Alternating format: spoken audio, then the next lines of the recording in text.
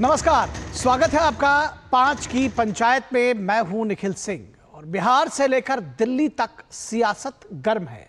सियासत voter list के सघन पुनरीक्षण पर, सियासत एक वर्ग के वोटों पर। बिहार के तमाम विपक्षी दल कल इस पर एकजुट होकर विरोध प्रदर्शन कर रहे थे और आज सुप्रीम कोर्ट का रुख किया था, लेकिन अदालत ने उनकी चुनाव आयोग जैसी संवैधानिक संस्था के कामकाज में हस्तक्षेप करने से फिलहाल इनकार कर दिया है।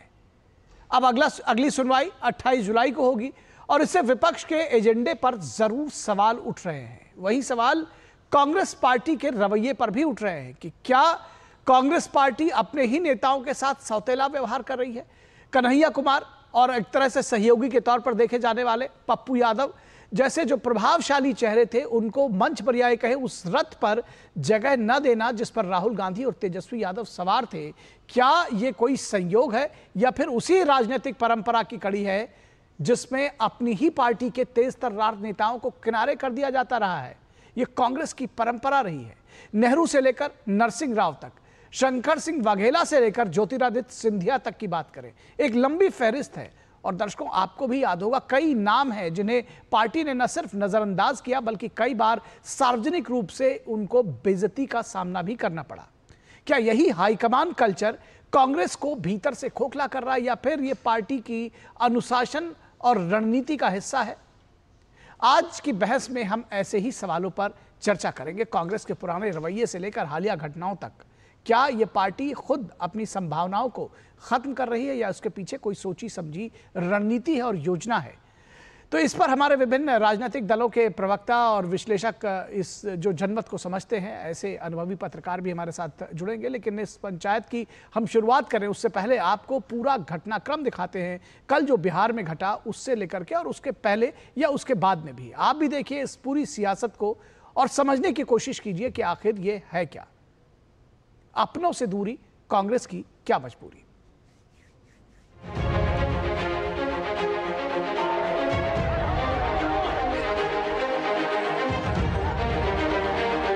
अब पूछेंगे 5 पावर सेंटर कौन कौन से हैं और पांचों के अपने कॉकस है, पांचों की अपनी लॉबी है और पांचों की जो लॉबी है वो आपस में टकराती रहती है, एक दूसरे को मारने में लगी रहती है। और उसमें बहुत सारे लोग, हमारे जैसे लोग जो किसी भी लॉबी का कोई बाहरी हिस्सा नहीं है, वो अक्सर तकलीफ में रहते हैं। और मैं अकेला नहीं, ऐसे लाखों लोग हैं कांग्रेस पार्टी से। सुबह से शाम एक ही चीज, सनातन का विरोध करो, भगवान राम की प्राण प्रतिष्ठा में नहीं जाने के न्योते को अस्वीकार करो। अडानी, अंबानी और कोई भी इतने सैकड़ों स्टार्टअप है जो यूनिकॉर्न बन चुके हैं, क्या हम उनको गालियां दें? That is in the hands of High Command. Nobody can say here what is going in the High Command.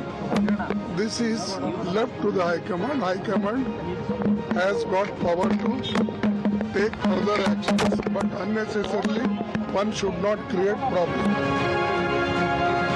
कुछ लोग अपने आप को टिस्मार खा गुजरे थे, उनको रथ पर, स्टेज पर जगह भी नहीं मिला। ये आपसी खिंचातानी का ही देश की जनता ने देखा, पूरी बिहार की जनता ने देखा। और मैं बिहार की उन जनता को बोलना चाहता हूं जो पप्पू और कन्हैया को अपना नेता मानते हैं। ऐसे ऐसे नेता हैं, कहां डुबाएंगे पता भी नहीं चलेगा। कन्हैया या पप्पू यादव परिवारवाद से पैदा होकर नहीं आया है, अपने कर्म से उठ करके राजनीति करने आया। लेकिन ये सोने के चम्मच लेकर जो जन्म लेने वाले राहुल गांधी, तेजस्वी यादव हैं, ये कैसे स्वीकार करेंगे उन लोगों को? धक्के देके बाहर कर दिया। ये बिहार के 2 नवाब थे जिन्होंने पप्पू यादव जी का अपमान किया है और कन्हैया कुमार भी, उनको भी उन्होंने वाहन में चढ़ने नहीं दिया। तो इसका मतलब साफ है कि परिवारवादी नवाबों के लिए ही वैन में जगह है, कांग्रेस और आरजेडी के, बाकी किसी के लिए और कोई जगह नहीं है। भाई जब गाड़ी पर आप प्रोग्राम कर रहे हैं, जो वीडियो हम लोगों ने देखा है उसमें तो बीसीओ लीडर खड़े हैं, उसमें कन्हैया कुमार भी हो सकते थे। तो सीधा दिखाता है कि आरजेडी का नेतृत्व, उन्होंने ये कहा होगा कि भाई कन्हैया कुमार इस पर नहीं रहने चाहिए। इसीलिए कांग्रेस वाले अपने नेता को, जो CWC में आमंत्रित सदस्य हैं कन्हैया कुमार, भाई CWC में आमंत्रित सदस्य हैं, CWC के मेंबर को आप नहीं चढ़ने दे रहे हैं, तो ये कांग्रेस की स्थिति को बताता है। कहीं भी कोई भी स्पष्टीकरण जो है चुनाव आयोग नहीं दे रहा है। चुनाव आयोग को आखिर ऐसी क्या जिद है कि उनके कमिश्नर जो है प्रेस कॉन्फ्रेंस करके सारी बात को क्लैरिफाई क्यों नहीं करते? क्यों कंफ्यूजन पैदा कर रखा? किस बात का ईगो है चुनाव आयोग को? ये 11 दस्तावेज ही क्यों? इस बास्केट को हम नहीं बढ़ाएंगे। 25 दिन में ही करना होगा और 25 दिन में जो छूट गए वो छूट गए। घुसपैठिए आ गए बिहार में, इसकी जिम्मेदारी घुसपैठिए रोकने की, चुनाव आयोग की तो नहीं है। घुसपैठिए रोकने की जिम्मेदारी अमित शाह की है, क्यों नहीं रोक पाए? उनको कहिए हमारे कंधे पे बंदूक रख के वहां मत दागिए, डायरेक्टली दागिए। राहुल गांधी ने ठीक कहा है, आप कर लो गड़बड़ी। सुप्रीम कोर्ट पे हमको भरोसा है। सुप्रीम कोर्ट संविधान का सम्मान करेगा और हमारे वोटिंग राइट को बरकरार रखेगा।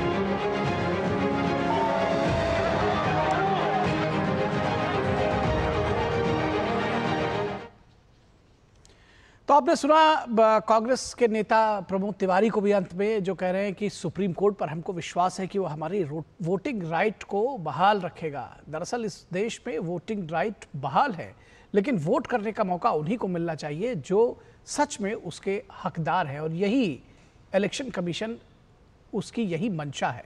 और यही बात उसने अदालत में भी कही। जिस तरह से ये बात सामने आई कि हमको अदालत से ये वोटिंग राइट मिलेगा, तो अदालत ने तो फिलहाल ये कह दिया है कि ये जो पुनरीक्षण है ये जारी रहेगा, और इसमें यह भी जानने समझने की ज़रूरत है कि इससे वोटिंग राइट पर फिलहाल कोई फ़र्क नहीं पड़ने वाला है। हाईकमान कल्चर आखिर क्या है?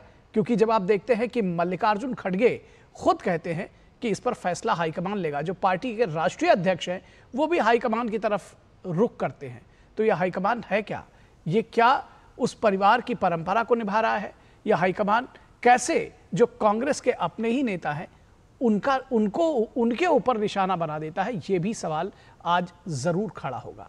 तो इस चर्चा को आगे बढ़ाएंगे और समझने की कोशिश करेंगे। आपके साथ में जो हमारे साथ जो मेहमान हैं उनसे आपका परिचय करा दें और हम आपको बताएं कि ये दरअसल ये जानना समझना जरूरी है कि ये जो बिहार की सियासत है, ये जो सारा मुद्दा है, आखिर खींचना या ये कहें कि जानना समझना क्या जरूरी है इसमें, कि आखिर क्यों ये जो पूरा मुद्दा है ये गरमाया है।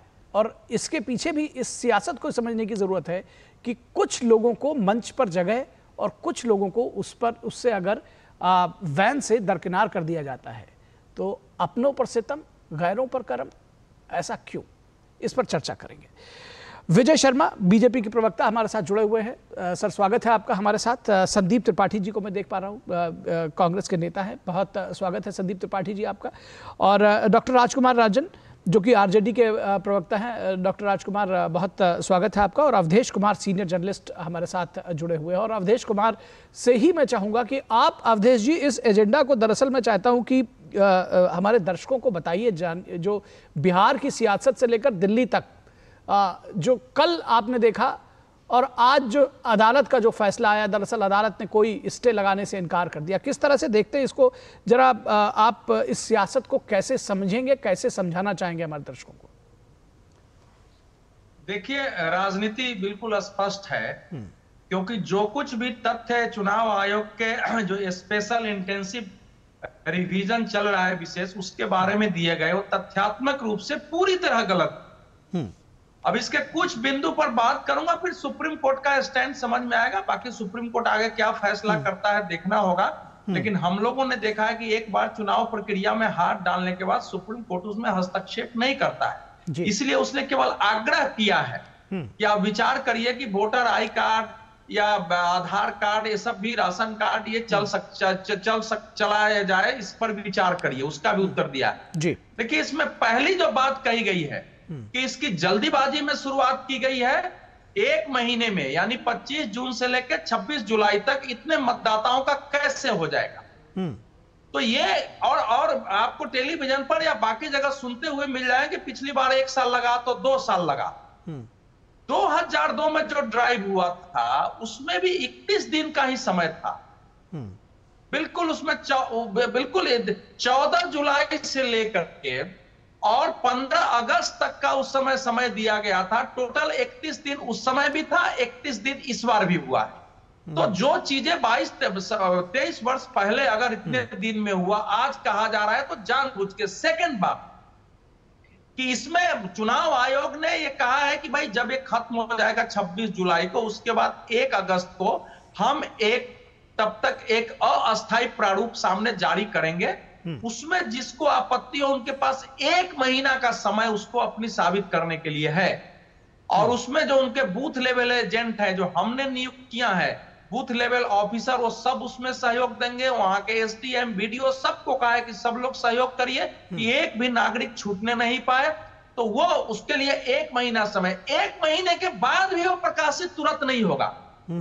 30 सितंबर को है और उसके लिए कानून है चुनाव आयोग के अंदर जिसके तहत आप फिर भी दावा कर सकते हैं और उसके तहत डाला जा सकता है। तो देखा जाए तो करीब करीब 3 महीने 5 दिन का कंप्लीट समय है। अब सेकंड बात कि पहले इस समय चुनाव मतदाताओं की संख्या है करीब 7 करोड़ 88 लाख। पहले उस समय 2003 में मतदाता की संख्या थी 4 करोड़ 96 लाख। तो केवल 2 करोड़ 93 लाख लोगों पर यह नया नियम लागू होता है। 5 लाख तो लगभग ऐसे ही छट जाते हैं। 2 करोड़ 93 लाख में भी जिनके माता पिता का उसमें नाम है, वो केवल ये बता देंगे कि हाँ ये हमारे माता पिता है, उसको साबित कर देंगे, उनको भी बाकी चीज देने की जरूरत नहीं। तो ये जो हो रहा है कि हम कहां से कागज लाएंगे, असल में भारत में जो है ना, नागरिकता संशोधन कानून के समय से हम कागज नहीं दिखाएंगे, ये जो आंदोलन शुरू हुआ उसी का एक एक्सटेंसिव रूप है कि हम कागज नहीं दिखाएंगे। और पहलगाम में आतंकवादी हमले के बाद हम सब लोगों ने देखा है कि 50-50, 60-60, 70-70 साल से भारत में रह रहे हैं, उनको यहाँ की नागरिकता नहीं है, नौकरियां तक मिल गई और भ्रष्टाचार में आधार कार्ड, वोटर आई कार्ड बन चुके हैं। और अभी अररिया जिला में जो बांग्लादेशी घुसपैठी पकड़ा गया, उसके पास आधार कार्ड है, उसके पास वोटर आईडी कार्ड है, वो तो फंस गया पासपोर्ट बनवाने में। उसने कहा कि मैं आया, मेरी मौसी यहाँ पहले से रहती है, और बांग्लादेश से पहले घुसपैठ करके आ गई, उसके यहाँ मैं रहा हूं, मेरे साथ काफी लोग आए थे। अब आप सोचिए यह स्थिति चल रही है। और पश्चिम बंगाल से उसका आई कार्ड बन गया था। जो इसमें अंतिम जो विषय है वो ये है इसमें कि इस पूरे ड्राइव में 92,000 बूथ है बिहार में। ध्यान से सुन ले पूरा प्रदेश, 92,000 बूथ है। 80,000 बूथ लेवल ऑफिसर चुनाव आयोग ने अपॉइंट किया है और लगभग 1,54,000 बूथ लेवल एजेंट पार्टियों ने अपॉइंट किए हैं। और चुनाव आयोग ने पहली बार बिहार से बूथ लेवल एजेंट की ट्रेनिंग शुरू कराई कि आपको कैसे कैसे काम करना है। वो ट्रेनिंग शुरू हो गई है, ट्रेनिंग दी जा रही है। तो उसमें बूथ लेवल एजेंट आपके हैं, बीएलओ काम कर रहा है, तो क्या वो पूछेगा कि आप बीजेपी के वोटर हो क्या आप जनता दल यू के वोटर हो? तो राहुल गांधी जी के जो इस समय जो पॉलिटिक्स है पिछले 5-6-7 सालों से, वो पॉलिटिक्स अपने समय की जो नक्सली होते थे, जो माओइस्ट होते थे, वो हिंसा की बात करते थे। चुनाव के अंदर ही लोगों के अंदर पूरा झूठ प्रचार करके जो संवैधानिक संस्थाएं हैं, सुप्रीम कोर्ट है, चुनाव आयोग है, सीबीआई है, ईडी है, यूनिवर्सिटीज है, इन सब को बोलो कि सत्ता का इस पर कब्जा है, स्वार्थी लोगों का कब्जा है, कुछ पूंजीपति देश को चला रहे हैं। लोगों के अंदर विद्रोह का भाव करो और ये सारे मिलकर के दलितों, पिछड़ों, अल्पसंख्यकों के विरुद्ध हो और उनको वोट लेने की कोशिश करो। तो एक नए रूप में ये नया माओवाद और नया नक्सलवाद राहुल जी के नेतृत्व में पुराने परंपरागत कांग्रेसी हर जगह इससे परेशान है। लेकिन इसमें कि इनके विचार के ही एक व्यक्ति को, जिसको वे बिहार में भेजे हैं, कन्हैया कुमार को, कल गाड़ी पर और मंच पर जो वही सुरक्षा गार्ड सबको चढ़ा रहे हैं, इनको नहीं चढ़ा रहा है कि उतर जाइए आप। पप्पू यादव को नहीं चढ़ने दे रहे हैं, कांग्रेस कर रहा है क्योंकि वो ट्रेडिशनल नेता है, उससे तेजस्वी यादव को प्रॉब्लम है। तो इस प्रकार की जो पॉलिटिक्स है बिहार में, गलतफहमी पैदा करना, झूठ फैलाना, आगे आने वाले अगर चुनाव में कहीं पराजित हो जाए तो उसका आधार बना रहे और जीत जाएंगे तब क्या करेंगे, इसका कोई जवाब नहीं। ठीक है, संदीप त्रिपाठी जवाब देंगे आपकी बात का। संदीप त्रिपाठी, आप लगातार सुन रहे थे, बहुत सारे चार्जेस उन्होंने लगाए आरजेडी पर भी, आपके ऊपर भी, लेकिन ये भी आपसे समझना चाहेंगे कि ये जो सबसे बड़ा सवाल उठता है कि कन्हैया कुमार CWC के आमंत्रित सदस्य हैं, वहाँ वो जा सकते हैं, लेकिन उस मंच पर, उस वैन पर नहीं जा सकते जिसमें कौन कौन नहीं सवार था, भरी हुई थी पूरी वैन।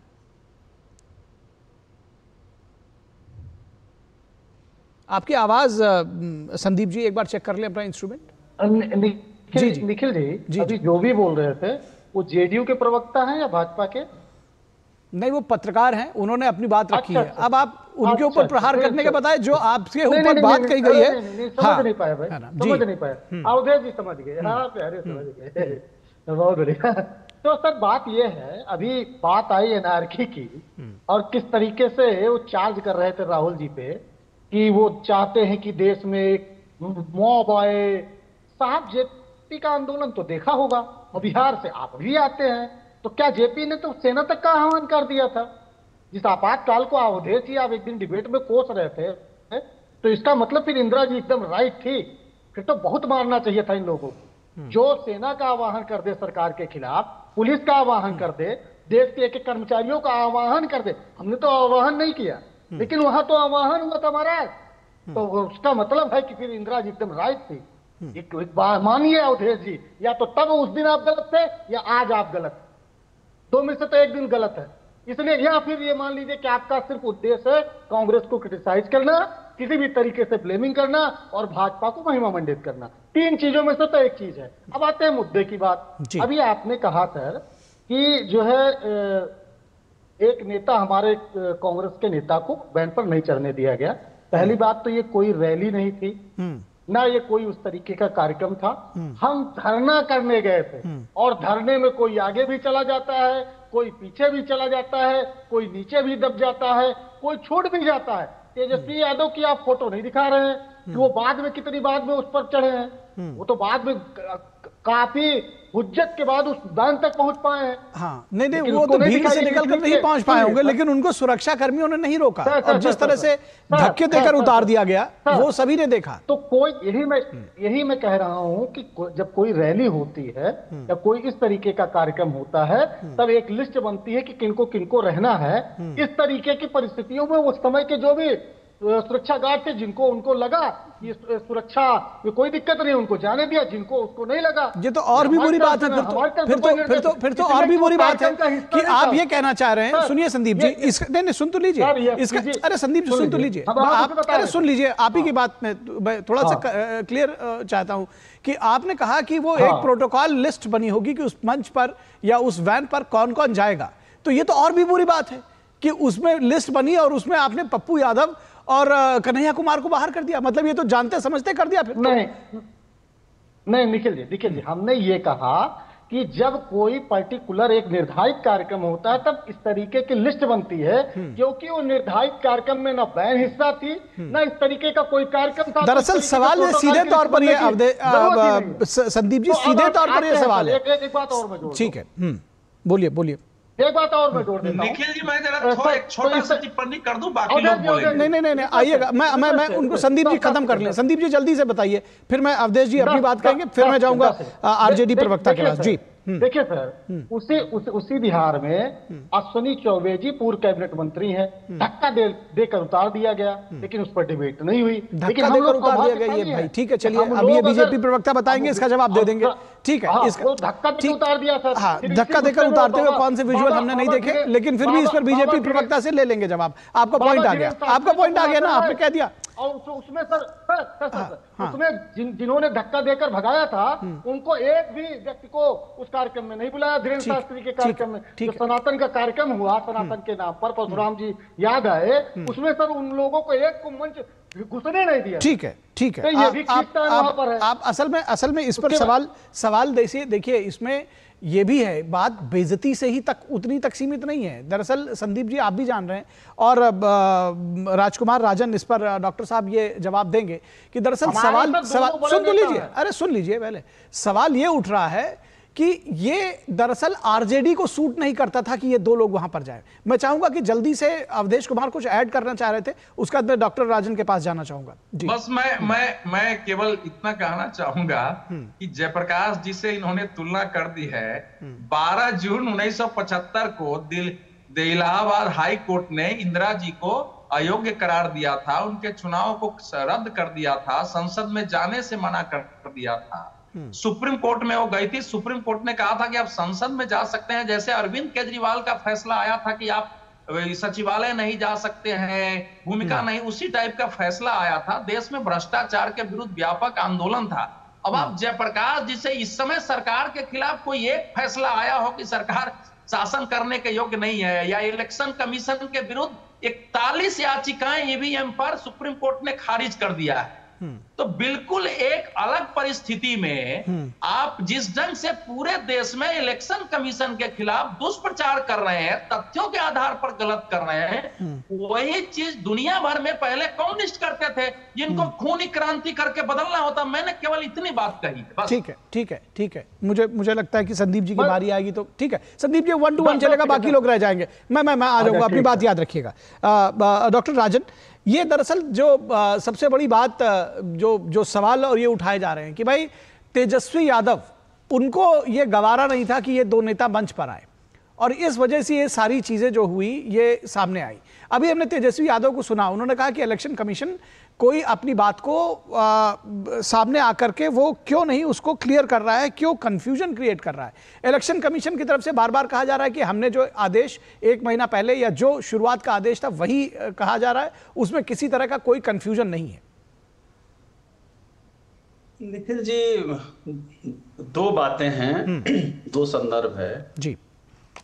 बिहार बंद के संदर्भ में जो आप प्रश्न कर रहे हैं कि कन्हैया कुमार और पप्पू यादव को मंच पर नहीं जाने दिया गया, पहली बात तो यह है कि यह मुद्दा ही गलत है। क्यों आप ऐसे मुद्दे उठाते हैं? मुद्दा होना चाहिए बिहार बंद क्यों था। पप्पू यादव इस पर बहुत सारे मीडिया के सामने अपने वक्तव्य को उन्होंने रख दिया है कि वह गिर गए थे, नहीं चढ़ पाए। सुरक्षा का मामला होता है, कोई एक रैली नहीं था, कोई नहीं। उन्होंने साफ तौर पर कहा है कि उन्होंने ये कहा है कि मेरे कार्यकर्ताओं का अपमान है। उन्होंने ये नहीं कहा कि मैं चढ़ नहीं पाया, गिर पाया। उन्होंने कहा मेरे कार्यकर्ताओं का अपमान है, फिर भी मैं कांग्रेस के साथ रहूंगा। नहीं, आप बहुत सारे मीडिया में जो उन्होंने कहा है, आप एक एकांक की बात कर रहे हैं। नहीं, एकांक की बात नहीं कर रहा हूं मैं अभी आपको थोड़ी देर में ये बाइट ढूंढ के सुनवा दूंगा कि उन्होंने ये भी कहा है कि मैं जी जारी रखिए कि एक छोटी सी ट्रेवलर गाड़ी है जो मंच के रूप में जिसका उपयोग किया जा रहा था। जाहिर सी बात है, तमाम जो पार्टियां हैं बिहार बंद के इसमें वह सहयोगी है सब, तो जाहिर सी बात है कि हर आदमी तो पार्टी का कार्यकर्ता उस मंच पर नहीं जा पाएगा ना। कुछ ही व्यक्ति तो जाएगा, उसके प्रतिनिधि तो जाएंगे। हर पार्टी के अपने अपने प्रतिनिधि वहां थे, तो मंच पर क्यों नहीं गया? एक निगेटिव मुद्दा, नकारात्मक मुद्दा बनाया जा रहा है, जो मुझे लगता है कि सकारात्मक सोचना चाहिए और मुद्दे होने चाहिए कि बिहार बंद कितना सफल रहा है, आम जनता जागरूक हुई। असल में दरअसल आपकी बात आ गई, आपको पॉइंट आ गया, लेकिन सवाल यही है कि बिहार बंद कराया किसने, जो वहां भीड़ लेकर आया कौन, और आपने कहा कि उस पर नहीं चढ़ने दिया गया। ये जरूर आपको सूट करता होगा कि भाई ये ना कहा जाए, लेकिन ये बार बार कहा जा रहा है। हम चाहेंगे अभी थोड़ी देर में आपको दोबारा जन स्वराज पार्टी के नेता की भी बाइट सुना देंगे, और ये सभी लोग यही बात कह रहे हैं कि आखिर उन दोनों के मंच पर चढ़ने कैसे कैसे लोगों को चढ़ाया था। मैं तो बार बार कह रहा हूं कि उस पर अच्छी खासी 20 लोग बैठे थे, उसमें अगर ये 2 भी आ जाते तो क्या दिक्कत हो जाती, या इन 2 को प्रायोरिटी क्यों नहीं दी गई। तो ये सवाल जो है ये जरूर पूछा जाएगा। विजय शर्मा जी के पास आता हूं। विजय शर्मा जी, आपको लगता है? मेरा एक सवाल ले लीजिए। ठीक, देखिए, हमारे वरिष्ठ साथी जो लीडर हैं सभी सम्माननीय हैं, उसमें गलत फहमी क्यों पैदा की जा रही है कि चढ़ने नहीं दिया गया? देखिए ऐसा है, वो वीडियोस देखिए, वो वीडियोस जो है ना, वो बीजेपी के लीडरों को नहीं चढ़ने दिया गया। ठीक है, वो वीडियो हमारे कांग्रेस के मित्र भी बता रहे थे, वो वीडियोस चलाए जा रहे हैं। किसको नहीं चढ़ने दिया गया, किसकी क्या राजनीतिक हैसियत है और उसकी क्या वजह रही है? विजय शर्मा जी, आपको लगता है कि ये इतना ही सिंपल है जैसा ये बता रहे हैं? बिल्कुल, इन्होंने छिपाने की कोशिश की है। आपको भी पता है इनके यहाँ तो परिवार है, 2 परिवार के मुखिया वहां पे थे, परिवारवादी लोग थे वहां पे, राहुल जी और वहां के अपने लालू जी के बेटे। तो वहां बेचारे पप्पू यादव जी को कौन आने देगा यादव समाज में से? और ये कह रहे हैं कि वहां और कार्यकर्ता, सीनियर कार्यकर्ता थे। तो मैं बताना चाहता हूँ कन्हैया कुमार जी कौन है, इनके CWC के मेंबर है वो, तो उनको किसने नहीं चढ़ने दिया? एक पूर्व सांसद, मौजूदा सांसद जो है उसको आप चढ़ने नहीं दे रहे हो, अरे गहरे सारे चढ़ रहे हैं, और फिर आप बड़ी चतुराई से बचाने की कोशिश, एक लिस्ट रही होगी, एक लिस्ट बनती है। भाई आपको चोर डकैत नजर आते हैं क्या आपके पार्टी का कार्यकर्ता? आप कहना क्या चाहते हो उनके बारे में? सुरक्षा, जो सुरक्षा आप करना चाहते हो राहुल गांधी जी की या तेजस्वी जी की, क्या वो सुरक्षा के लिए खतरा है क्या आपके कार्यकर्ता, जिनको कैसे धक्के मार के उनको नीचे गिरा गया है? पहले उनको बता देते भाई आपकी जगह यहाँ नहीं होगी, ठीक है, वो ना जाते तो ये तो सवाल पूछे जाएंगे। जब मीडिया में ये सब पूरे देश में मीडिया में देखा है तो देखेंगे किस तरह से उनकी बेइज्जती हुई है। वो खुद टीवी को पढ़ा के बोले कि मेरा 100 बार भी अपमान होगा, तो उन्होंने मान लिया अपमान हुआ है, तो आप क्यों छिपाने की कोशिश कर रहे हो? और ये मैं बताऊं आपको, ये पहला संदीप जी, तो आप बोल रहे थे तो कोई बोल नहीं रहा था आपके पीछे। संदीप जी का आपने नहीं सुना? अरे आप और देख लो, मैं आपको दिखाता हूं, देखिए, ये देखिए किस तरह का अपमान यहाँ होता है। एक प्रधानमंत्री, देश का चुना हुआ प्रधानमंत्री, हमारा सबका प्रधानमंत्री थे, किस तरह से उनको साइड लाइन बैठाया जाता है। सोनिया गांधी जी जो इनकी माता है वो किस तरह से बैठती हैं, और एक नहीं 5 सेकंड का दोगे, देखो बैठे बैठे उठा दिया उनको, प्रधानमंत्री को उठाया जा रहा है सीट से। भाई ये है इनका परिवारवाद। इनके लिए देश कुछ नहीं है, इनके लिए अगर कुछ है तो वो परिवार है, और वो परिवारवाद की इन्होंने चाटुकारिता करनी है, और वो दर्द उनका छलका भी है पप्पू यादव जी का। तो ये स्पष्ट है, ये माने ना माने इनकी मजबूरी है। मानेंगे तो फिर आपको पता ही है कि इनकी क्लास लग जाएगी वहां, आपने किस तरह से ये मान लिया। बाकी तो पूरा देश जानता है कि वहां आला कमान कहते हैं खड़गे जी, जो राष्ट्रीय अध्यक्ष है इनके कांग्रेस पार्टी, को कहते हैं आला कमान तय करेगा। अरे इससे ज्यादा स्वीकारोक्ति क्या होगी भाई? और उसके बाद में बड़ी चतुराई के साथ बचाने की कोशिश कर रहे हैं। तो मेरा तो यही मानना है कि इसमें जितना ये बचाव कर ले निखिल जी, ये दूध का दूध पानी का पानी हो गया। वहां किसी की इज्जत नहीं है, कोई कितना बड़ा नेता हो, कार्यकर्ता हो, किसी ने कितनी मेहनत की हो, उनके लिए तो 2 युवराज हैं, युवराज के लिए सारे फीके हैं। तो निखिल जी मैं तो यही बताना चाहता हूं।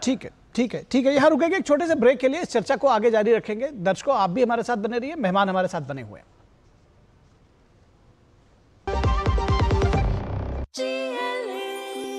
जो लक्ष्य चुना था समझ आने लगा है। GLA यूनिवर्सिटी, उच्च लक्ष्य की निश्चित प्राप्ति। डॉक्टर दादू, ये प्रीमियम क्या होता है? बेटा प्रीमियम मतलब समझ लो पेट्रोल। जब तक कार में पेट्रोल है तब तक कार चलेगी, पेट्रोल खत्म कार स्टॉप। पर पापा, इस बार पेट्रोल खत्म होने पर भी कार चलती रहेगी। वो कैसे? LIC के जीवन लाभ में प्रीमियम पेमेंट हो जाए स्टॉप, पर पॉलिसी के फायदे चलते रहते हैं। मतलब अब लाइफ की गाड़ी चलेगी नॉन स्टॉप। LIC हर पल आपके साथ। स्वागत है आपका ब्रेक के बाद। हम चर्चा कर रहे हैं 5 की पंचायत में कि आखिर जो ये कांग्रेस का रवैया रहता है कि अपनों से दूरी, कांग्रेस की क्या मजबूरी है। ये कहा जाए कि अपनों पे ही सितम, गैरों पर करम, ये कांग्रेस में कोई पहली बार ऐसा नहीं हुआ है। ये मुझे लगता है कि आप ज़रूर संदीप जी इस बात को मानेंगे नहीं, आहत होंगे। लेकिन यहाँ पर ये जो सितम और करम वाली बात है, दरअसल इसके पीछे की एक सियासत है। हम अभी उसकी भी बात करेंगे, उसको आगे बढ़ाएंगे। लेकिन अवधेश कुमार जी, ये जो आज सुप्रीम कोर्ट का फैसला रहा, या ये कहा जाए कि जो एक इंटरिम ऑर्डर आप कह लीजिए, या फिर उसको अगर आप इन बिटवीन द लाइंस पढ़ना चाहते हैं, तो जिस हसरत के साथ इतनी सारे विपक्षी दल वहां गए थे कि इस पर स्टे लग जाएगा, वो सुप्रीम कोर्ट ने नहीं किया और साफ तौर पर कह दिया कि भाई हम संवैधानिक संस्थाओं के काम पर हस्तक्षेप नहीं करेंगे। कैसे देखते हैं इसको, कैसे इसको एनालाइज करेंगे? नहीं, सुप्रीम कोर्ट ने कोई इंटरिम आदेश नहीं दिया है, केवल ये कहा है कि ठीक है आपकी सुनवाई कर लेंगे जी, 28 जुलाई को आएगी, तब तक 26 जुलाई तक ये प्रक्रिया पूरी हो जाएगी। उस प्रक्रिया के बीच में वो हस्तक्षेप नहीं करेगा। उसके सुप्रीम कोर्ट के आज की जो सुप्रीम कोर्ट का अपना निर्णय है, वो फैसला नहीं है, उसका अर्थ इतना ही है कि भाई हम पहले 26 को पूरा हो जाने दी। अब यह है कि देखिए, सुप्रीम कोर्ट में जाने वाले जानते थे कि हमारे पक्ष में यह निर्णय नहीं आएगा। पहले भी हम आए हैं, निर्णय नहीं आया क्योंकि तथ्य हमारे साथ नहीं है। लेकिन एक इशू अगर बनाना है, दुनिया भर के देश के मीडिया में लाना है, तो सुप्रीम कोर्ट में सुनवाई है, सुप्रीम कोर्ट में एक आदमी याचिका डालो, दूसरे डालो। लगभग ज्यादातर विपक्षी पार्टियों ने याचिका डाल दिया है। समाजवादी पार्टी तक का, जिसका बिहार में कोई जनाधार नहीं है, उसके नेता ने भी डाल दिया है। CPI के नेता ने डाला, CPI-ML के नेता ने डाला है, RJD ने डाला है, कांग्रेस तो खैर डालती है, तो सारे ने डाल दिया था। तो एक तरफ इसको डालो, दूसरे तरफ मीडिया में बयान दो, तीसरे तरफ सरकार के तीसरे तरफ जो है मार्च करो। तो ये एक इशू बनाने की होती है कि एक देश भर में और दुनिया भर में एक वातावरण बनाओ कि कैसे चुनाव आयोग जानबूझ करके और भाजपा को जिताने के लिए एक यहाँ वोटर मतदाता सूची में हेराफेरी कर रहा है। सुप्रीम कोर्ट ने इसको स्वीकार नहीं किया है, लेकिन सुप्रीम कोर्ट ने एडीआर को कहा कि ठीक है आपकी सुनवाई कर लेंगे। मेरा तो इसलिए आज के फैसले से आप कोई ये निष्कर्ष नहीं निकाल सकते हैं कि सुप्रीम कोर्ट ने किसी भी तरह से चुनाव आयोग के विरुद्ध कोई सोच अंदर से पैदा की। उसने एक आग्रह किया है कि भाई इसको भी देख लीजिए, लेकिन चुनाव आयोग का अपना तर्क है। वैसे मेरा भी अपना मानना यह है कि चुनाव आयोग इस ढंग की प्रक्रिया रखे कि कोई भी एक व्यक्ति जो मतदाता के लिए मतदान करने लायक है, वयस्क है, वो मतदान देने से वंचित न रहे। लेकिन चुनाव आयोग के साथ साथ एक पॉलिटिकल पार्टी की जिम्मेवारी भी होती। और इस समय आपको बता रहा हूं कि केवल यही नहीं है, उनकी रणनीति क्या है। अब करीब 50,000 बीएलए आरजेडी ने नियुक्त किया है, बूथ लेवल एजेंट, और भी कर रहे हैं। उनके बूथ लेवल एजेंट भी बूथों पर जा रहे हैं, वहां कैसे मतदाता सूची बन रही है वो कर रही है। बीजेपी ने करीब 55,000 बनाए। तो एक तरफ अपने लोगों को ज्यादा से ज्यादा वोटर लिस्ट में शामिल हो, कोई छूटे नहीं, इसके लिए नीचे कोशिश करो, दबाव बनाए रखो, पूरा लड़ाई लड़ो नीचे, ऊपर आंदोलन करो, तीसरे लगातार बयान देते रहे और सुप्रीम कोर्ट जाओ। तो एक माहौल जैसे चुनाव के लिए चुनाव की लड़ाई जो लड़नी है वो भी इसमें शामिल है कि हम इसी माध्यम से चुनाव की लड़ाई लड़ रहे हैं कि सरकार और चुनाव आयोग अपनी ताकत से हमारे वोटरों को वंचित करके और हमको हराने की कोशिश कर रही है कि एक सहानुभूति मिले हम। ठीक है। और ये बहुत खतरनाक रणनीति है। मुझे तो आश्चर्य है कि सुप्रीम कोर्ट ने इन लोगों से ये नहीं पूछा है एडीआर से कि आप बार बार एक लिस्ट जारी करते, सुनिए, बार बार एक लिस्ट जारी करते हो कि इस पार्टी के इतने क्रिमिनल बैकग्राउंड, इस पार्टी के इतने क्रिमिनल बनाएगा। आज तक आपकी एक लिस्ट जो है मतदाता सूची पर क्यों नहीं जारी होती है एडीआर का? आगे मुझे लगता है कि जो लोग मुकदमा लड़ेंगे वो सुप्रीम कोर्ट के सामने ये रखेंगे और सुप्रीम कोर्ट का भी समय जाया करना आगे आने वाले समय में मैं समझता हूं कि सुप्रीम कोर्ट के समय जाना चाहिए। नहीं, समय जाया करना जैसा तो नहीं है, लेकिन ये जरूर है कि क्या इससे कोई मैसेजिंग है। ठीक है, आपका पॉइंट आ गया, आपका पॉइंट आ गया। ठीक है, उसको रद्द करनी पड़ी है। ठीक है अवधेश जी, आपका पॉइंट आ गया। नहीं बिल्कुल, सुप्रीम कोर्ट को ध्यान देना चाहिए। ठीक है अवधेश जी, आपका पॉइंट आ गया। आप ये कह रहे हैं कि ईवीएम के खिलाफ 41 याचिकाएं दायर हुई हैं, उसको सभी को रद्द किया है, बार बार रद्द किया है। सुप्रीम कोर्ट ने इसको बार बार कहा है, इवन इलेक्शन कमीशन ने भी कहा है। जहां तक इलेक्शन ईवीएम्स का सवाल है कि आइए आप साबित करिए। बहरहाल हम आज उस पर नहीं जा रहे हैं, लेकिन जो बात आपने कही डॉक्टर राजन, हम आपके पास आते हैं इसके सवाल, इस बात के जवाब के लिए। क्या कोई नैरेटिव गढ़ने की कोशिश की जा रही है? क्या ये पब्लिक में दिखाने की कोशिश की जा रही है कि जी सब कुछ ठीक नहीं है, हम जो है हमको वोट मिलता है, दरअसल वोटर ही हमारे काट दिए जा रहे हैं, तथ्य नहीं है फिर भी सुप्रीम कोर्ट पहुंचे? क्या इस तरह की बात है? क्या दिक्कत क्या है? अगर ये पुनरीक्षण 2003 में हुआ था, एक बार फिर हो जाए, जो लोग सही है वोट डालने वाले वोट दें, दिक्कत क्या है? देखिए निखिल जी, लगातार हमारे माननीय तेजस्वी जी, बिहार विपक्ष के लीडर, इस पर प्रेस कॉन्फ्रेंस कर रहे हैं, लगातार बोल रहे हैं। इसको समझिए, बहुत सूक्ष्मता से समझने की जरूरत है।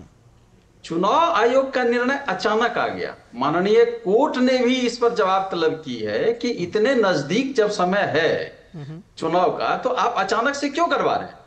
इसको बाद में भी कराया जा सकता था।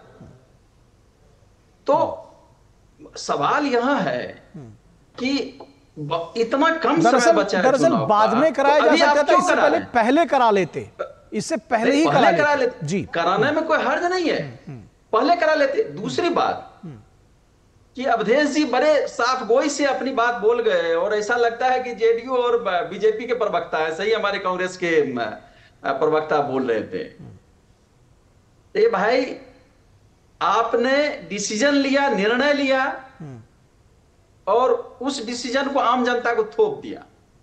जरा सोचिए, तर्क से सोचना चाहिए कि जो 11 सूची में जिन सूचियों में लिस्ट में नाम है, क्या वह बिहार के आम पब्लिक वह प्रमाणित कर पाएगा? जो 3.5 करोड़ लोग बाहर हैं वो कैसे जुड़ पाएंगे? कोर्ट ने भी यह कहा है कि एक भी वोटर नहीं छूट पाए इसका इंतजाम करने के लिए, इसके लिए हलफनामा मांगा गया है कोर्ट के द्वारा। ये बात तो वैसे अवधेश जी भी कह रहे हैं। डॉक्टर राजन, मैं अवधेश जी का कोई पक्ष नहीं ले रहा। फिर 18 जुलाई को हम लेते हैं, ठीक है, उससे पहले हलफनामा हम दायर करेंगे। मैं एक चीज जोड़ दूं डॉक्टर राजन, मैं वैसे कोई अवधेश जी का पक्ष नहीं ले रहा हूं। अवधेश जी मुझे लग रहा है कि एक पत्रकार के तौर पर जो उनके दिमाग में है वो ये कह रहे हैं। और एक बड़ी दिक्कत होती है कि आप लोग के अगर जो आप लोगों को सूट नहीं करता तो आप दूसरों को उस पार्टी का प्रवक्ता बनाने लगते हैं, चाहे वो एंकर हो या वो हो। खैर वो आप स्वतंत्र है, देखिए आप हमको भी कहते रहते हैं, कोई बात नहीं है। लेकिन मैं जो कह रहा हूं, अरे सुन तो लीजिए, मैं जो कह रहा हूं, अरे पूरी बात सुन लीजिए। मैं ये कह रहा हूं कि अवधेश जी भी अभी थोड़ी देर पहले इस बात को कह रहे थे कि भाई वो भी ये कह रहे हैं कि कोई भी वोटर ना छूटने पाए। इसलिए जो आपने जो बात कही, मैं कह रहा हूं यही बात तो वो भी कह रहे थे। ऐसा नहीं कि उन्होंने इस बात को नहीं कहा है। निखिल जी देखिए लगातार यह ठीक है विजय जी, आ रहा हूं, इसके बाद आऊंगा आपके पास जी। डिस्कशन हो रहा है कि आधार कार्ड, वोटर आई कार्ड या राशन कार्ड को आप क्यों नहीं जोड़ रहे हैं। देखिए कोर्ट ने सुझाव दिया है, ठीक है, जिन बातों का उल्लेख हम तमाम विपक्षी दल कर रहे हैं, मांग कर रहे हैं, वही बात तो कोर्ट ने भी बोला है। ठीक है। विजय जी कुछ कहना चाह रहे हैं, जोड़ना चाह रहे हैं जी विजय जी। देखिए इसकी ना गहराई में जाने की जरूरत है। आप बिहार में देखेंगे, पूरे बिहार प्रदेश में 94% आधार कार्ड बने हुए हैं जी, यानी कि 100 आदमी के ऊपर 94 लोगों के आधार कार्ड है। अब जहां मुस्लिम बहुल क्षेत्र है, सीमांत क्षेत्र है, वहां के मैं कुछ आंकड़े देता हूं। किशनगंज में 68% मुस्लिम रहते हैं और वहां आधार कार्ड का परसेंटेज क्या है, 126%। सरल भाषा में आपके दर्शकों को समझा देता हूं, 100 आदमी वहां रहते हैं तो 126 आधार कार्ड बने हुए हैं। इसी तरह कटिहार में 44% मुस्लिम रहते हैं, वहां 123% आधार कार्ड बने हुए हैं। और अररिया में 43% मुस्लिम रहते हैं तो वहां 123% बने हुए हैं। पूर्णिया में 38% रहते हैं मुस्लिम तो वहां 121% आधार कार्ड बने हुए हैं। तो इसलिए ये तथ्य भी देखने जरूरी है कि भाई ऐसे क्या कारण है कि बाकी प्रदेश में 94% है और जहां मुस्लिमों की इतनी आबादी ज्यादा है, तो क्या ये बांग्लादेशी है, रोहिंग्या है, आपको किस चीज का डर है? आप मुझे बताइए, आधार कार्ड का भी जो बेस है वो क्या, आधार कार्ड किसके बेस पे बनता है? और फिर इसके अंदर अवधेश जी ने इतना अच्छे से बता दिया 5 करोड़ लोगों को तो टच भी नहीं किया जाएगा। और आपको दिक्कत क्या है भाई, जो इस देश का नागरिक है उसके पास इन 11 चीजों में से कुछ भी नहीं है और आपको कैसे पता वो आपके कार्यकर्ता है? ये तो गुप्त मतदान होता है। तो आपकी जो आप कहना चाह रहे हो, इसका मतलब चोर की दाढ़ी में तिनका। मैं सीधा आरोप है, जिम्मेवारी के साथ मैं आरोप लगा रहा हूं। ठीक तो है, आप लटकाने और भटकाने का काम कर रहे हो। एक तरफ आप आरोप लगाते हो महाराष्ट्र इलेक्शन में कि अचानक कैसे वोटर बढ़ गए। अगर यहाँ चुनाव आयोग कुछ ठीक करना चाहता है, 2003 में भी हुआ ये सब कुछ, अगर वो ठीक करना चाहता है तो ठीक करने से पहले ही आपने हाय हल्ला सब कुछ करना शुरू कर दिया। सुप्रीम कोर्ट में आज सुनवाई हुई, कल आपने बिहार बंद कर लिया। क्यों कर लिया भाई? आपका सुप्रीम कोर्ट के ऊपर क्या किसी तरह का विश्वास नहीं है क्या, जो आप सड़क के ऊपर आ गए? तो ये आपकी जो मानसिकता है उसको दर्शाता है कि दरअसल में आपकी मानसिकता क्या है। आप जो वो वोटर हैं जो भी किसी तरह के छिपे हुए हैं, आप उनको बचाना चाहते हो, ये स्पष्ट नजर आता है। तो इसलिए ये इनक्रेन प्रक्रेन आप ये चाहते हो कि वहां किसी तरह की एक अच्छी वोटर लिस्ट ना बने जिसमें जो कोई मतदाता ना रहे और नकली मतदाता जो बांग्लादेश का है या रोहिंग्या है वो ना बने। तो उसमें आप अड़ंगा लगा रहे हो बार बार। सुप्रीम कोर्ट ने भी कितने पहलुओं पे बात की, उन्होंने क्या कहा कि ये संवैधानिक संस्था है, ये माना, और हम इसके बीच में इंटरवीन नहीं कर सकते और नहीं करेंगे। इन्होंने कहा आर्टिकल 24, आर्टिकल 14 और आर्टिकल अपना 21, आर्टिकल 124, 324, 325, 326 इनका उल्लंघन है। तो सुप्रीम कोर्ट ने बिंदुवार इनको समझा दिया कि आर्टिकल क्या कहता है, और चुनाव आयोग ने भी अपना पक्ष रख दिया और उन्होंने अपना एक विचार दिया सुप्रीम कोर्ट ने कि हम इसमें जुलाई में एंड में सुनेंगे, तब तक आप काम भी पूरा कर लेंगे और चुनाव आयोग बखूबी कर लेगा। उनके आप देखें तो उन्होंने कितने BLO लगाए, 77,895 लगाए हैं, 20,000 से ज्यादा अतिरिक्त लगाए हैं। आपके BLO भी 1,56,000 से ज्यादा लगा दिए जो BLA आपके पार्टियों के। तो आप कैसे कह सकते हो अभी काम शुरू हुआ नहीं और आपने हाय तौबा मचानी शुरू कर दी? ठीक है, जवाब ले लेते हैं। दो कारण है निखिल जी, 5 सेकंड बस। क्योंकि कांग्रेस को पता है वो चुनाव हारने जा रही है, वो एक पृष्ठभूमि तैयार की जा रही है क्योंकि राहुल गांधी जी के ऊपर फिर उंगली उठेगी कि आप 90 से ज्यादा इलेक्शन लोकसभा विधानसभा छोटे बड़े हार चुके हो। तो उस बात को खत्म करने के लिए इन्होंने इस तरह से एक संवैधानिक संस्था के ऊपर उंगली उठाई, और यहाँ नहीं, ये अमेरिका इंग्लैंड कहीं नहीं छोड़ते हैं।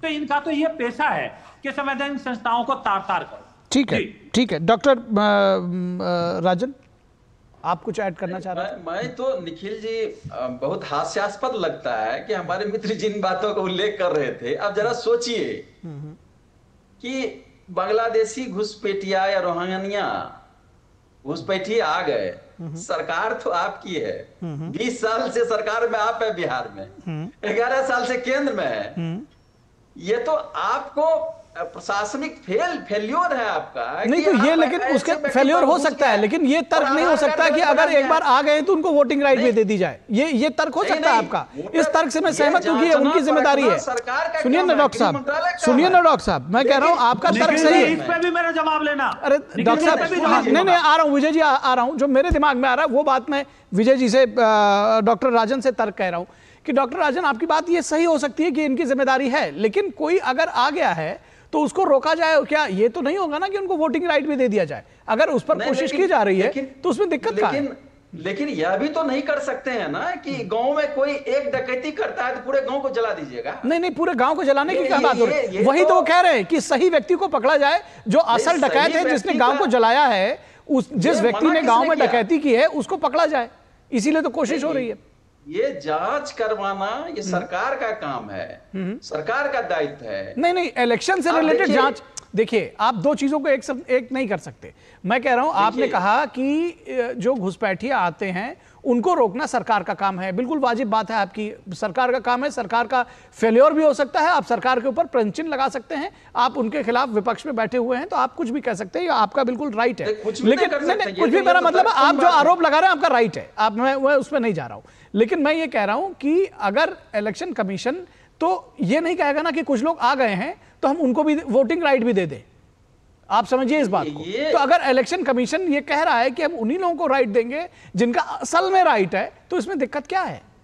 नहीं, कोई कठिनाई नहीं है, लेकिन देखिए अभी समय बहुत कम था, नजदीक था। आप जानते हैं मानसून का समय होता है बिहार में, 73% भूभाग बिहार में बाढ़ से ग्रसित होता है, और आप कराना था तो पहले करा लेते। तो यानी आपको समय को लेकर दिक्कत है, आपको समय को लेकर बात। कभी भी चुनाव आयोग का जो निर्णय होता है, ऑल पार्टी को एक बार मीटिंग कर लिया जाता है, उस पर बात विचार विमर्श कर लिया जाता है, निर्णय लिया जाता है। आपने अचानक ऐसे रूल मतदाता पुनरीक्षण को लेकर इसके पहले बैठकें हुई है। सुनिए राजन साहब, डॉक्टर राजन, मतदाता पुनरीक्षण को लेकर इसके पहले 2003 में बैठक हुई थी क्या, या इसके पहले बाकी स्टेट्स में हुई थी, वहां पर बैठकें हुई थी? शायद नहीं हुई थी। ये चुनाव आयोग जब चलिए ठीक है। विजय शर्मा जी कुछ ऐड करना चाह रहे हैं, विजय शर्मा जी आप जल्दी से अपनी बात रखिए, उसके बाद मैं संदीप जी के पास जाऊंगा। जी देखिए, राजकुमार जी ने वैसे तो विषांतर कर दिया, पर मैं जवाब दे देता हूं और कोट करता हूं माननीय होम मिनिस्टर अमित शाह जी को, जिन्होंने संसद में बयान दिया था कि हमारी 2250 किलोमीटर के आसपास बांग्लादेश से सीमा लगती है, जिसमें 1600 किलोमीटर से ज्यादा हम बाढ़ लगा चुके हैं, और आसाम और बंगाल से यह घुसपैठ होती थी। आसाम में हमने रोक दी क्योंकि बंगाल में टीएमसी की सरकार है, वहां भी 450 किलोमीटर के ऊपर ये बाढ़ नहीं लगने दे रहे, सरकार जगह नहीं दे रही है, और 10 बार होम सेक्रेटरी के लेवल पर और 7 बार इनको लेटर भी लिखे जा चुके हैं, और 150 किलोमीटर ऐसी है जिसको पर नदी नाले हैं, वहां नहीं बन सकती है। और मैं बता दूं 24 परगना में सबसे ज्यादा आधार कार्ड बनते हैं, वो कहां है? वेस्ट बंगाल के अंदर। दूसरा, आप देखेंगे टीवी के ऊपर रोजाना दिल्ली से, बॉम्बे से आज बांग्लादेशी पकड़े जा रहे हैं। चौथा, मैं बता दूं आपको कि जब भाई आंकड़े आ गए कि 100 लोगों के ऊपर 123 लोगों के आधार कार्ड है, तो आप क्या चाहते हो, उन 23 लोगों को भी जोड़ लिया जाए? तो ये तो सीधा सीधा चोर पकड़ा गया। तो आप क्या चाहते हो, फ्री और फेयर इलेक्शन ना कराए चुनाव आयोग? ठीक है, फिर कहते हो चुनाव आयोग ने ये कर दिया, ये तो आपकी पुरानी मांग थी। ठीक है कि भाई एकदम अचानक हाँ, ये वैलिड पॉइंट है, इस पर जवाब ले लेते हैं। बहुत देर से संदीप त्रिपाठी जी के पास जा नहीं पाया हूं। निखिल जी एक जवाब ले लीजिए। संदीप जी फिर आपसे नाराज हो जाएंगे, संदीप जी की बारी आ नहीं पा रही है। देखिए वो आपके सहयोगी हैं, देखिए आपके सहयोगी हैं, आपके सहयोगी हैं, फिर वो नाराज हो जाएंगे आपसे। आप दोनों लोग आपस में समझिए। नहीं, ये जो बात, जिन बातों को ये कह रहे हैं हमारे भाजपा के प्रवक्ता, आप देखिए चुनाव आयोग अपने ही निर्णय में असमंजस की स्थिति में है। एक दिन विज्ञापन निकाला जाता है, फिर दूसरे दिन अपने स्टेटमेंट को बदल दिया जाता है। कोई एक स्पष्ट क्लियर डिसीजन नहीं है, कोई निर्णय नहीं है कि ये कागज चाहिए और ये नहीं चाहिए। नहीं, कोई निर्णय बदला तो नहीं गया। जो विज्ञापन निकला उसके बाद निर्णय बदला कहां गया डॉक्टर राजन? क्या निर्णय बदला गया? इसके पहले आप पूर्व देख लीजिए, 4-5 डिसीजन बदले गए। ये कागज चाहिए, इस डेट को चाहिए, इस डेट को नहीं, इसको भी क्लियर किया है, इसको भी क्लियर किया है, इसको भी सुनिए, इसको डॉक्टर राजन इसको क्लियर किया है। मैं फिर इस पर नहीं जाऊंगा क्योंकि होगा क्या कि संदीप त्रिपाठी जी को समय जगह नहीं मिलेगी बात बोलने के लिए, तो और नाराज हो रहे हैं। देखिए कितने आक्रोशित हो रहे हैं डॉक्टर राजन, आपने उनको बोलने नहीं दिया है, लेकिन बावजूद उसके नहीं, मैं ऐसे ही हल्के फुल्के अंदाज में कह रहा हूं, इसको आप लोग भी बुरा मत मानिएगा। मैं ये कह रहा हूं कि लेकिन इसके बावजूद जहां तक इलेक्शन कमीशन का सवाल है, इलेक्शन कमीशन ने बार बार इसको जो है एक्स पर और सोशल मीडिया पर पोस्ट करके इस बात को कहा है कि उन्होंने कोई चेंजेस नहीं किया। फिलहाल संदीप त्रिपाठी जी एक दिन रुक जाते, ये जो रैली आप लोगों ने कल की वो एक दिन रुक जाते। आज सुप्रीम कोर्ट का जब मैं आप लोग आए ही थे तो आते, तो इसीलिए सवाल उठ रहा है कि दरअसल ये मांग नहीं है कि किसको वोटिंग राइट मिले या किसको ना मिले या अन्याय हो रहा है। दरअसल ये सियासत है और ये आप मैसेजेस देना चाहते हैं। इसीलिए जब आज एक ही दिन के बाद आज सुनवाई थी, बावजूद उसके आप लोगों ने इतना बड़ा कार्यक्रम किया वहां पे। निखिल जी, महत्वपूर्ण 5 बिंदुओं पर बात करूंगा, इसलिए कि समय कम मिला, कम है भी।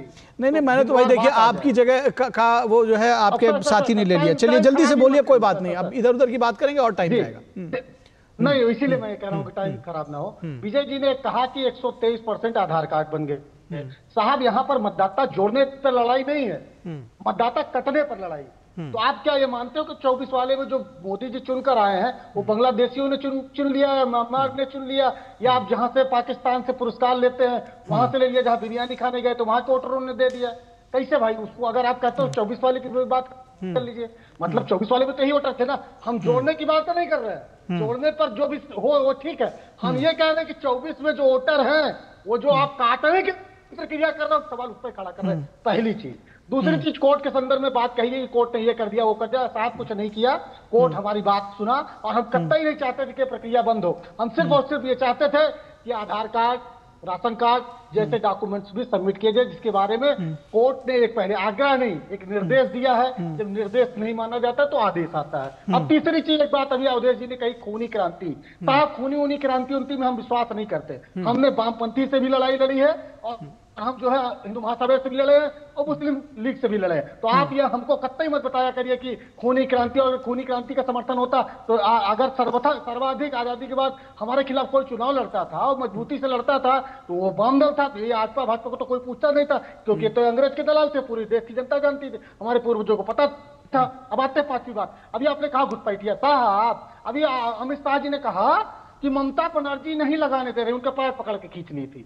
तो जरा ये बताइए कि बॉर्डर एरिया में 25 किलोमीटर तक का एरिया बीएसएफ के अंडर में आता है, उसमें राज्य सरकार से कोई अधिकार ही नहीं होता, केंद्र सरकार के अंतर्गत आता है। वो कोई भी बॉर्डर क्षेत्र हो और कोई भी प्रदेश हो, तो उसमें कहां से अमित शाह जी की टांग खींच ले रही है? तो गुमराह करना बंद करिए। और एक आंकड़ा और मैं दे देता हूँ, आंकड़ा बहुत देख लीजिए, आप खेलते हो तो शर्मा जी खेलते हो।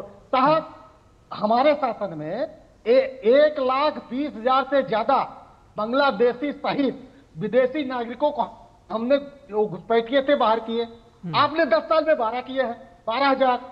उसके बाद गपोलिया करिएगा, हर चुनाव आएगा तो घुसपैठिए का मुद्दा उठाइएगा। कितने घुसपैठियों को बाहर किए और निकालने के लिए तक क्या किया 11 साल में? क्या सिर्फ गुमराह करते हो क्या? पांचवा सर, पांचवा 5 तो बता चुके हैं। चलिए जल्दी ठीक है। नहीं 4 हुआ, 4 कोई नहीं, चलिए 5वां पॉइंट। हाँ, मैं बिल्कुल आऊंगा। हाँ, खूब दीजिएगा। अभी ये कहा गया, अवधेश जी ने कहा कि 41 रिट सुप्रीम कोर्ट ने ईवीएम पर खारिज कर दी। बिल्कुल खारिज कर दी, लेकिन आप क्या ये बताएंगे कि ईवीएम के मसले पर जो हैकथॉन बुलाया चुनाव आयोग ने कहा कि ईवीएम आपको हम खोलने नहीं देंगे, आप हैक करिए। कैसे संभव है? हम तो ये कहते हैं कि हैकिंग ही, मैन्युफैक्चरिंग से ही हैकिंग की प्रक्रिया स्टार्ट हो जाती है। आप उस पर बात नहीं करते हैं। और एक बात बड़ी मजेदार, बड़े आप फिर लेकर के आ गए। अब आप ये चाह रहे हैं कि मैं बीच में बोलूं? आप ये कहना चाह रहे हैं कि वहां पर ईवीएम खोल करके हैक कर ली जाती है। अब आपने फिर एक वो बताया 41 बार जिसको कहते हैं कि हर विधि से आमंत्रित किया गया, कहा गया। अब इसमें कम से कम गुमराह मत करिए जी। वो सब देख लीजिएगा उसमें क्या था। बहरहाल एक बात और मैं कहूं, अभी रिसेंटली हमने चुनाव आयोग से कहा कि आप हमको 5 बजे की बाद की वीडियोग्राफी दे दीजिए। ना देना पड़े उसके लिए कानूनी संशोधन कर दिया। ये तो काम चट्टे करते हैं ना सर। जो चट्टा होता है वो रास्ता खोदता कैसे चोरी से बचना है। हमने कहा कि वोटर लिस्ट दे दीजिए जो मशीन से पढ़ी जा सके, उसके लिए कानून ठीक है। आपका पॉइंट आ गया। अब आप ठीक है चट्टा वो छोटे चट्टे से चोरी करा रहा है। ये दोनों ठीक है। अब ये सब बातें अब देखिए अब ये चोट चोटा कहना ये सब ठीक नहीं है। ये सब कहना ठीक नहीं है। फिर वो उतनी उग्र भाषा का प्रयोग करेंगे, ठीक है। मैंने भाषा थोड़ा शालीन रखे। विजय शर्मा जी अब ठीक है। संदीप जी हो गया। संदीप जी बहुत देर से बोल रहे हैं आप, उनको अरे जवाब भी तो ले लीजिए। आरएसएस के नेता, अरे भैया अब आरएसएस के नेता कहां से आ गए? इसमें जवाब ले लीजिए पहले जी। हाँ, चलिए जवाब। इनके मैंने सारे पॉइंट नोट कर लिए। ठीक है। इन्होंने कहा वोट काटने की, चुनाव आयोग ने कहा एक भी वोट किसी की नहीं कटेगी और गलत आदमी की एक भी नहीं जुड़ेगी। दूसरा इन्होंने कहा सुप्रीम कोर्ट का निर्देशित करने का, सुप्रीम कोर्ट ने कहा है विचार करने का।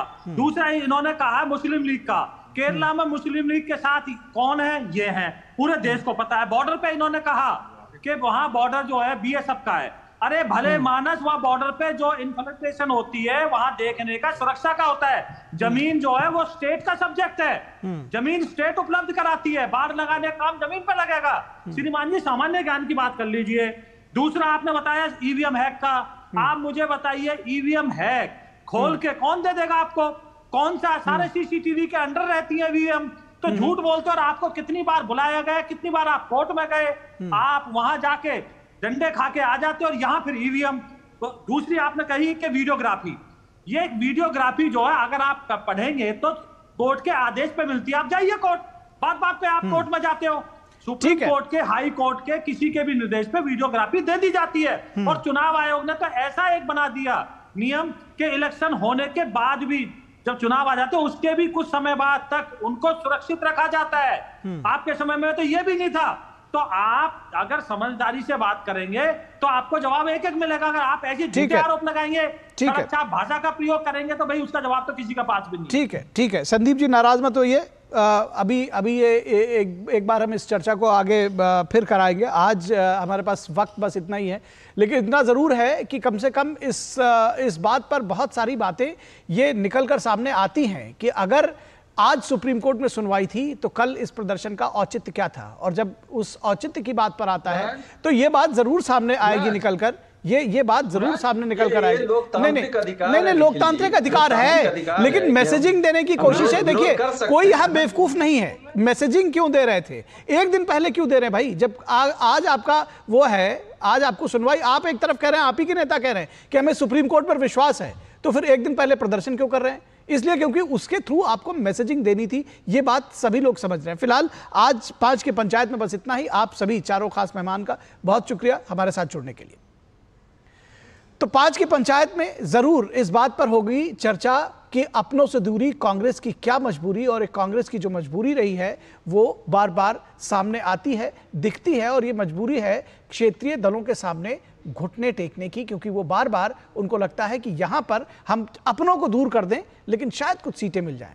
लेकिन सीटें जनता के रहमो करम पर, यह कहा जाए कि जनता आपको जनमत देगी।